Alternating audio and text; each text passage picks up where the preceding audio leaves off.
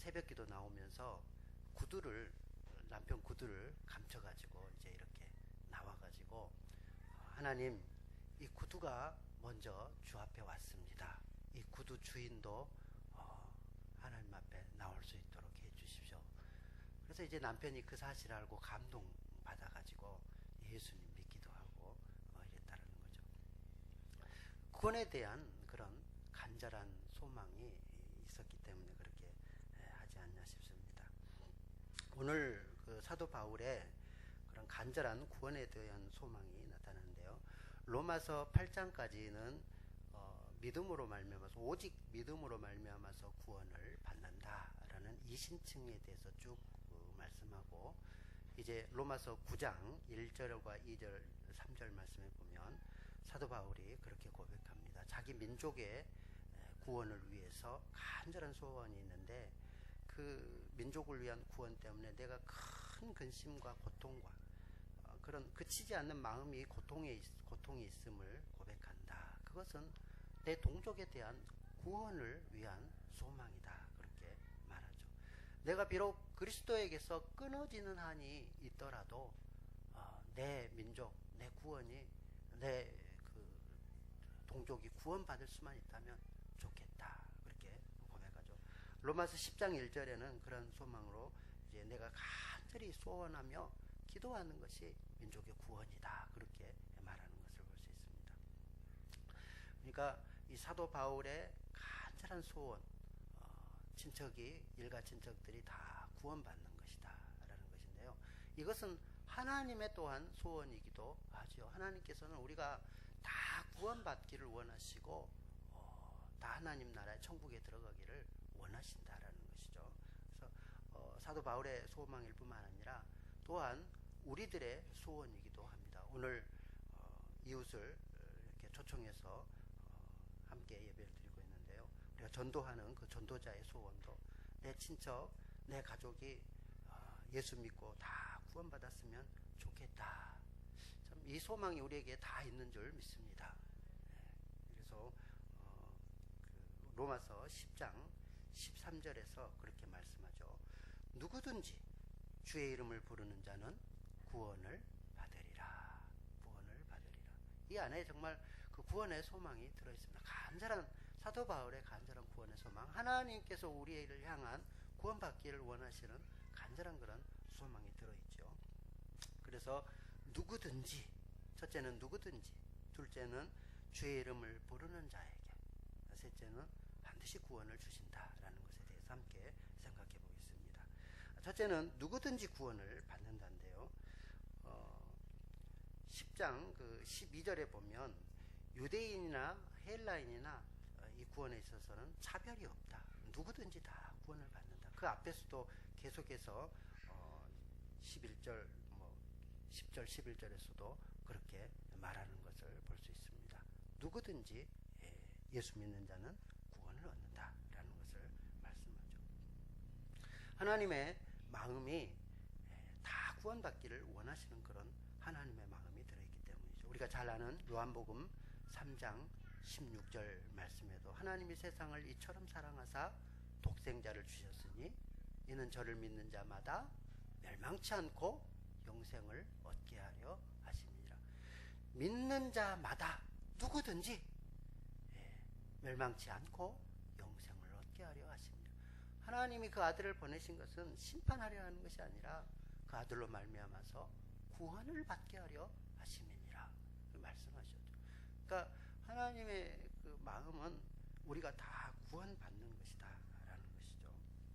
그래서 오늘 말씀에도 누구든지 예수 믿기만 하면 다 구원받는다라고 말씀하고 있다는 거죠. 우리가 누구든지 안에 그 포함된 말은 과거에 너가 어떤 사람이었는지는 중요하지 않다. 이제 예수님을 믿느냐라는 것이 훨씬 더 중요하다. 우리는 과거의 사람 때문에 저 사람은 아마 예수 믿어도 구원 못 받을 것 같은데 이렇게 정죄하기 쉬운데요. 그렇지 않습니다. 하나님께서는 과거에 어떤 사람이냐가 중요한 것이 아니라 내가 이제 예수님 믿고 회개하고 하나님 만나서 구원받는 그것이 훨씬 더 중요하다는 거죠. 생각해 보십시오. 사도 바울도 스스로 말하기를 나는 예수 믿는 자들을 핍박하였던 핍박자요 포행자였다, 그렇게 말하지 않습니까? 사도 바울이 실제로 예수 믿는 사람들을 잡아다가 옥에 넘겨주는 그런 일을 하고 악한 일을 했죠. 그러나 예수님 만나고는 완전히 180도 다른 그런 삶을 살았습니다. 교회사에서 많은 사람들이, 어쩌면 우리 주위에도 그런 사람이 너무나 많은 것을 볼 수 있습니다. 처음에는 예수님을 모르기 때문에 예수 믿는 사람들을 박해하고 핍박하고 그렇게 하는데, 이제 예수님 만나고는 완전히 다른 그런 삶을 사는 것이죠. 김익두라는 분이 있죠. 김익두 목사님. 그분도 안악골 호랑이라고 그래서 아주 그 깡패 일을 다 하고 못된 짓은 다 했던 그런 사람입니다. 그러나 그가 예수님을 만나니까 한국 최고의 부흥사가 됐고, 많은 표적의 역사들이 그를 통해서 나타나기도 했죠. 우리 한국교회 초기 7 목사 중에 한 분인 이기풍 목사님도 역시 평양 깡패였습니다. 그래서 마펫 그런 선교사님이 복음 전하러 가는데 이 이기풍이라는 분이 돌을 들어가지고 마펫 선교사에게 던졌는데 머리가 깨져가지고 그 피해를 입기도 하고요. 또 이 사람이 그 장대현 교회 이렇게 공사를 하고 있는데 그 공사를 못하도록 그렇게 방해하기도 하고, 그랬던 사람이 이제 한국 개신교 최초의 선교사가 되어서 예수님 만나고는 완전히 바뀌어가지고 그래서 제주도에 선교를 가서 마침내는 순교까지 하였던 분이었다라는 거죠. 여러분 어떻게 생각하십니까? 혹시 지존파, 마카파, 유영철, 강호순, 조두순, 이런 그 악한 사람들, 우리가 뉴스에서 보죠. 이런 악한 사람들이 예수 믿으면 어떻게 될까요? 예수 믿어도 지옥 갑니까? 아니면 그렇게 악한 사람, 뭐 부녀자를 7명이나 죽이고 그렇게 했던 그런 사람이 예수 믿어도 저 사람 지옥 갈까? 아니면 예수 믿으면 구원 받을까? 어떤 사람은 그런 것 같아요. 나는 그런 사람이 구원 받으면 나는 천국 안 갈란다고. 그런 사람하고 같이 어떻게 천국에서 사냐고. 그렇게 말하는 사람도 있습니다. 천국은 그렇지 않죠. 완전히 우리 모습이 지금 이 모습이 아니라 달라진 그런 모습으로 살기 때문에 그 현재 그런 사람하고 같이 산다 이렇게 착각하셔서는 안 된다라는 거죠. 자, 이런 사람이 있었죠. 일가족을 도끼로 6명이나 죽었던, 제가 태어나기도 전에 있었던 그런 일입니다. 고재봉이라는 사람이죠. 우리 어르신들은 거의 다 워낙 유명하신 분이라 거의 다 알 것 같습니다. 이 고재봉이라는 사람이 그 이중령, 그 군대 육군 중령 이중령의 그 가족을 그냥 새벽에 찾아가서 6명이나 이렇게 도끼로 찍어서 죽였죠.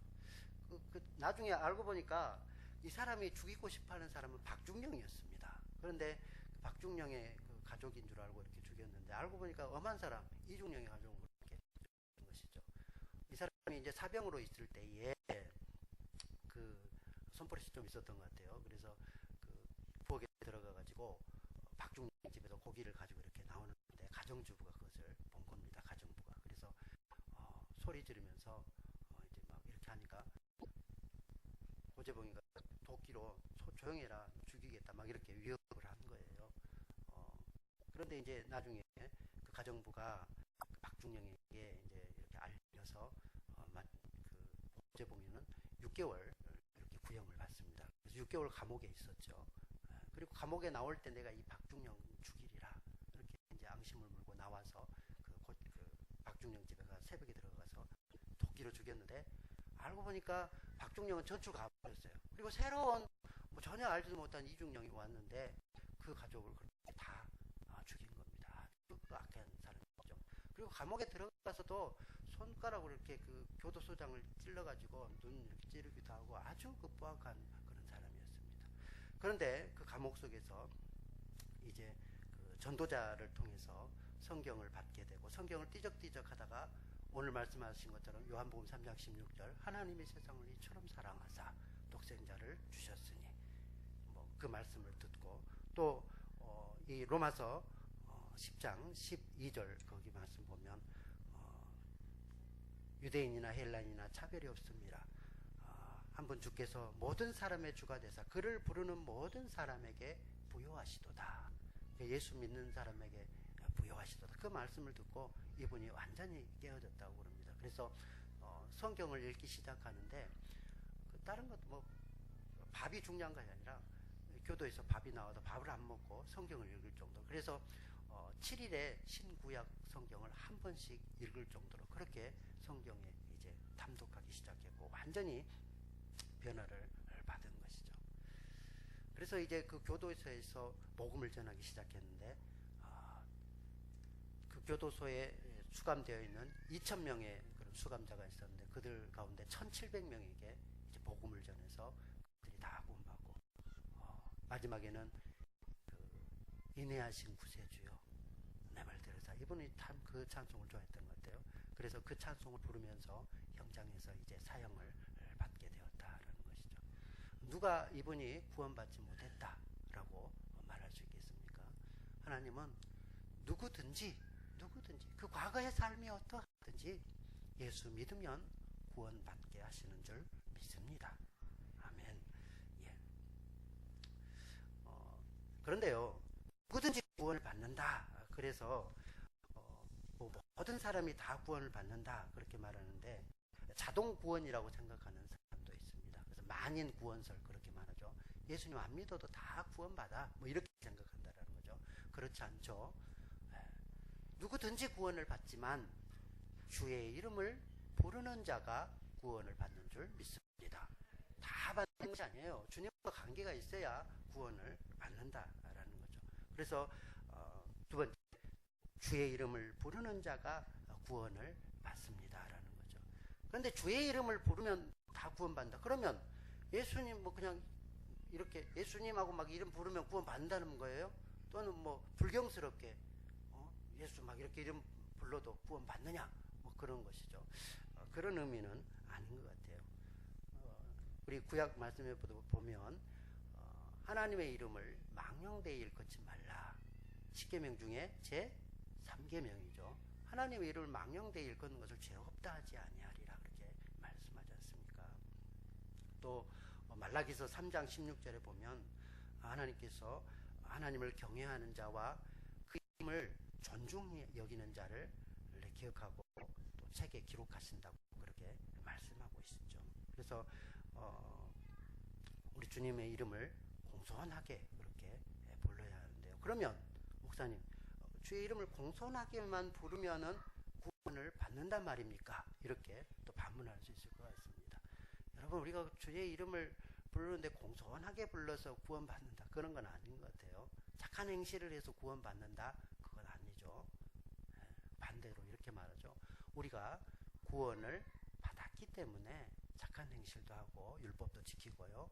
구원을 받았기 때문에 주의 이름을 존중하며 높이게 그렇게 되는 줄로 믿습니다. 예.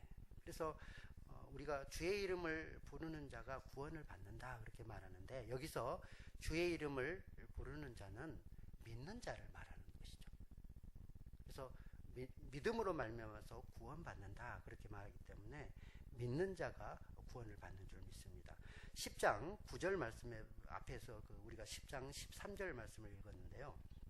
10장 9절, 10절, 11절 보면 믿는 사람이 구원받는 것을 말하는 것을 볼 수 있습니다.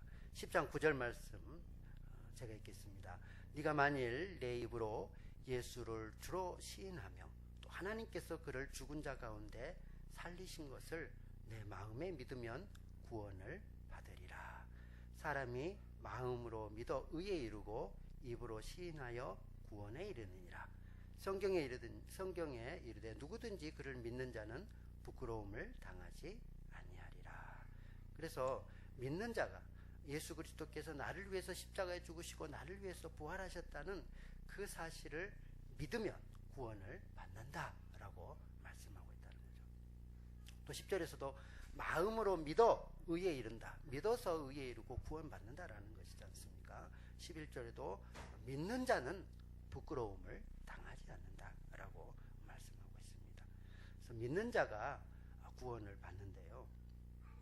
우리가 믿는다라는 것을 칼빈 선생님은 아는 것과 같다. 믿음을 아는 것이다. 그렇게 말합니다. 요한복음 17장 3절 말씀에 보면 영생은 유일하신 참 하나님과 그의 보내신 자 예수 그리스도를 아는 것입니다. 이렇게 영생은 아는 것이다. 누구를 아는 것이라고요?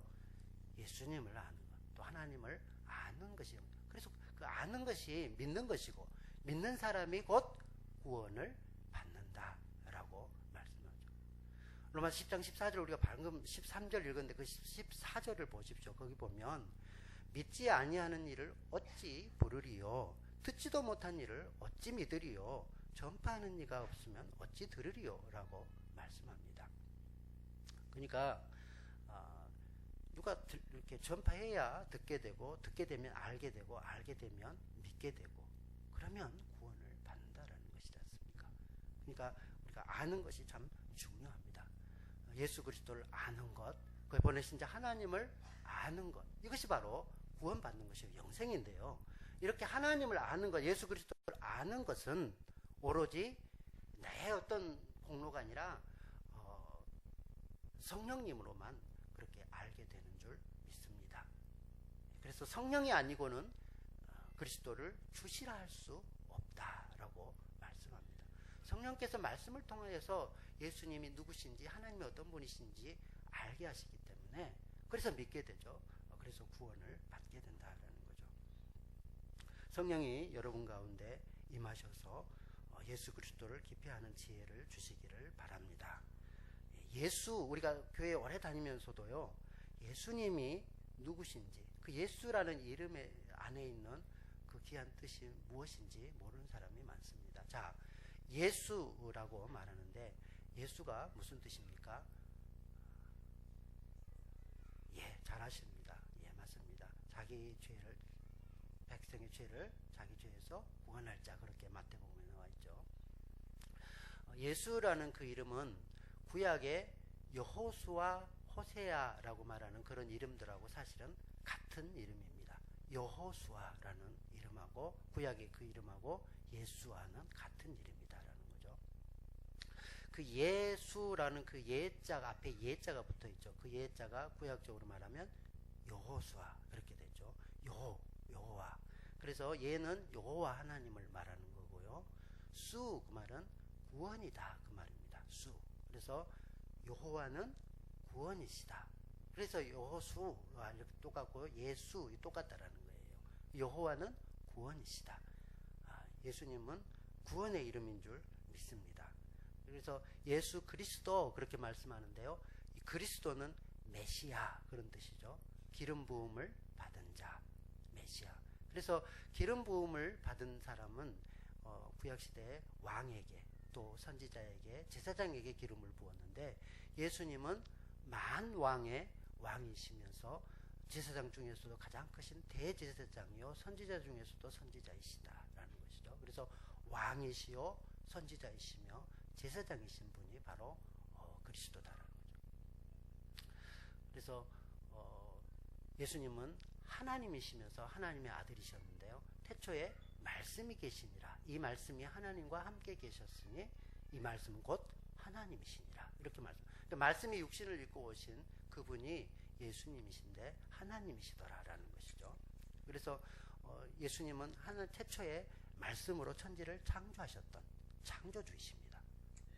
예수님은 창조주셔요. 예수님이 하나님이셔요. 창조주셔요. 그리고 예수님이 아까 방금 말했듯이 구원이시기 때문에 구원주이시고 그리고 저리로서 산 자와 죽은 자를 심판하러 오시리라. 심판주이시기도 하시다라는 거예요. 우리가 믿는 예수님은 어떤 4대 성인 중에 한 사람이 아닙니다. 천지를 창조하신 창조주이시고 구원주이시고 심판주이시다라는 거예요. 그렇기 때문에 우리가 예수 그리스도의 그 이름을 부르는 자는 누구든지 구원을 받는다라는 거죠. 이것을 알게 하시는 분은 성령님인 줄 믿습니다. 그래서 이거를 우리가 아주 마음으로 믿지만 공적으로도 고백하게 되죠. 그래서 로마서 10장 10절에서는 마음으로 믿어 의에 이르고 입으로 시인하여 구원에 이르느니라 이렇게 말씀하지 않습니까? 그래서 입으로 시인하는 이것을 우리는 세례다 그렇게 말하기도 합니다. 세례, 고백이죠. 고백. 내가 죽고 예수로 사는 것, 이게 이제 세례죠. 어이구, 나는 아직 세례 못 받았는데 그럼 구원 못 받는가? 그것이 아니라 예수 믿는 사람은 성령으로 세례를 받은 줄 믿습니다. 그리고 또 공적으로 이제 고백을 하게 되는 것이죠. 그러니까 이렇게 말할 수 있을 것 같아요. 대통령 이렇게 선출을 하는데 대통령이 먼저 선거하면 당첨이 되죠. 당선이 되지 않습니까? 그러나 취임한 것은 아니잖아요. 공식적으로 취임을 하게 되는데 우리가 예수님을 믿고 성령 세례를 받고 그리고 또 물 세례를 통해서 공식적으로 예수님을 주로 고백하게 되는 줄 믿습니다. 사도행전 22장 16절에 보면 예수님을 이렇게 고백하는 것이 바로 이제 세례인 것을 말씀합니다. 그래서 예수 이름으로 이제 세례를 받는다라고 말씀하죠. 16절에 보십시오. 같이 읽습니다. 시작. 이제는 왜 주저하느냐? 일어나 주의 이름을 불러 세례를 받고 너의 죄를 씻으라 하더라. 주의 이름을 불러서, 주의 이름을 부르는 자는 구원을 받으리라. 주의 이름을 불러서 세례를 받아라. 마음으로 믿고 입으로 시인해라. 그리스도를 주로 고백하고 그렇게 시인해라 라는 것을 말씀합니다. 그래서 우리가 세례 받을 때도 예수 이름으로 세례를 받게 된다라는 것이죠. 세례의 의미는 내가 죽고 예수로 사는 것이다 라고 말씀을 드렸습니다. 그래서 세례 받는 그 당시에는, 지금은 모르겠어요. 지금은 막 이렇게 세례를 받는데 당시에 예수님 계셨던 그런 초대교회에서는 세례 받는다라는 것은 곧 죽음을 각오하는 그런 신앙의 결단이 있어야 했습니다. 그래서 예수 믿는다라는 것은 곧 순교할 각오를 하고 예수 믿었다라는 것이죠. 초대교회 교부이신 폴리갑은 그렇게 말하죠. 너 예수 믿는다고 그러는데 한 번만 예수 부인하면 내가 살려주마. 그렇게 말하는데 70평생 사는 동안 예수님께서 한 번도 나를 부인하지 않는데 나는 예수 이름을 부인할 수 없습니다. 그래서 예수 이름을 부인하지 않고 죽는 순간까지도 예수 이름을 시인하며 결국 순교하게 되는 것을 볼 수 있죠. 주의 이름을 부르는 자는 구원을 받는 줄 믿습니다. 끝까지 그렇게 구원을 받는데 목숨을 각오하고 주의 이름을 불렀다라는, 이렇게 주의 이름을 부르는 자, 이 안에는 이런 깊은 의미들이 다 들어있다라는 거죠. 세 번째는 이제 구원을 받으리라. 누구든지 주의 이름을 부르는 자는 구원을 받으리라 라고 말하는 이 구원입니다. 구원. 여러분, 구원은 우리의 노력으로 받는 것이 아니라 은혜로 받는 줄 믿습니다. 선물이라고 말씀하죠. 구원은 은혜요, 하나님의 은혜요, 선물이다 라고 말씀합니다. 예수는 우리 죄에서 구원할 자이시고, 그래서 죄에서 우리가 구원받았고, 또 죄의 싹은 사망이라고 그러는데 사망에서 또한 구원을 받은 줄 믿습니다. 죄와 사망에서 우리가 구원받았고요.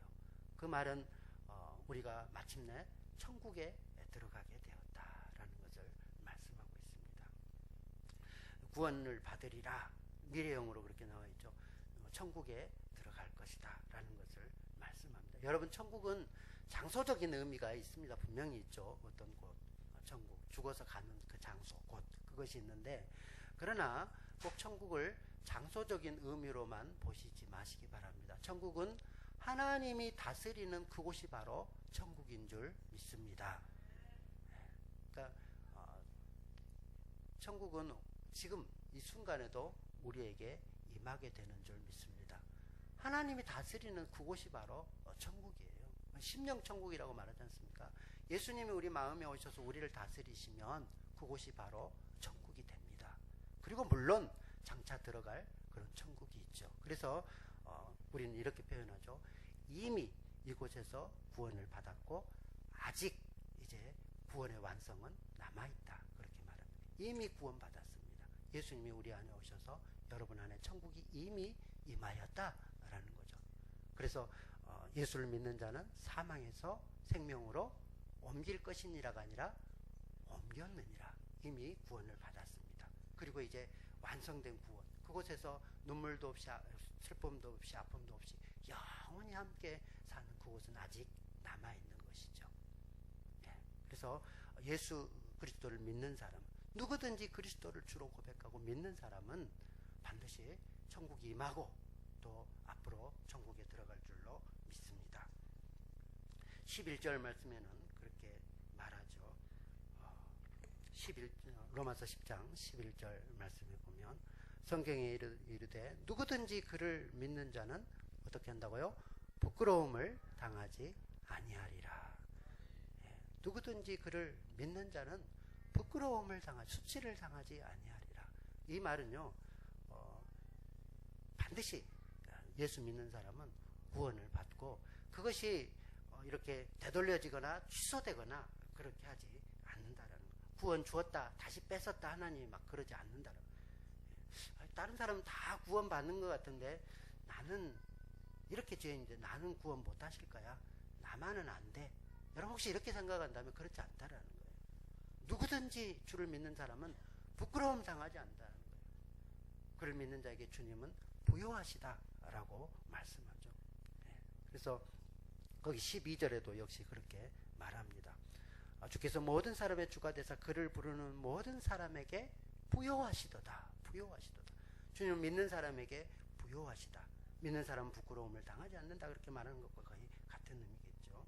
예수님의 가치가 한량없기 때문에 믿는 사람에게 예수님께서는 반드시 구원을 주시는데 넉넉하게 구원을 주시는 줄 믿습니다. 절대로 우리 구원이 취소되거나 너만은 안 돼 그러지 않는다라는 것입니다. 반드시 구원을 주시는 줄 믿습니다. 구원을 주시되 부끄러움 당하지 아니하고 넉넉하게 그렇게 우리가 구원받게 될 줄로 믿습니다. 이 시간